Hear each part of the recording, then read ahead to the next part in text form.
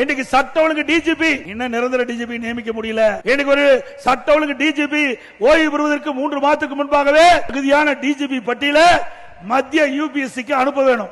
அந்த யூபிஎஸ்ல ஒரு குழு போடுவாங்க. அதுல மாநிலத்திற்கு தலைமைச் செயலாளர், உள்துறை செயலாளர், யூபிஎஸ்ல இருக்கிற அதிகாரிகள் ஒன்றாக இணைந்து ஒரு 3 பேர் கொண்ட பட்டியல மாநில அரசுக்கு அனுப்புவாங்க.